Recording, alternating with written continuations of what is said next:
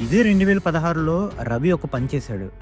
Saint Kitts and navies అనే ఒక Caribbean దేశం నుంచి సిటిజన్‌షిప్ తీసుకున్నాడు. పేరెప్పుడు వినలేదు కదా!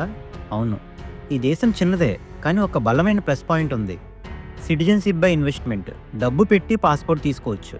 ఈ పాస్‌పోర్ట్ వల్ల అతను యూరోప్, ఆసియా, మిడిల్ ఈస్ట్ కలిపి 150కి పైగా దేశాలు ఫ్రీగా ట్రావెల్ అయ్యేవాడు. అది ఎందుకు అవసరం? ఎందుకంటే భారత ప్రభుత్వం వెతికినా అతను ఎక్కడున్నాడో ట్రాక్ చేయడం కష్టం కాబట్టి. మొదట్లో అతను చిన్నపాటి పైరసీ సైట్ మాత్రమే నిర్వహించేవాడు. 1, 2 సినిమాలు, కొన్ని సీరియల్స్ అంతే. కానీ తెలుగు జనాలకి first day first quality movie కావాలి కదా! అది చూసి డిమాండ్ చాలా ఉందని గ్రహించాడు. అప్పుడే ఐబొమ్మ ప్రాజెక్ట్ మొదలైంది. ఐబొమ్మ ఒక వెబ్‌సైట్ కాదు. అది ఒక సముద్రం లాంటి నెట్వర్క్.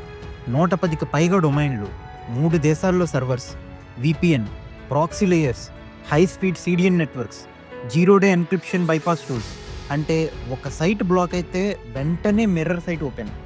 గవర్నమెంట్ బ్లాక్ చేస్తే మరో డొమైన్. ఫిల్మ్ ఇండస్ట్రీ కంప్లెయింట్ పెడితే మరో లూప్ హోల్.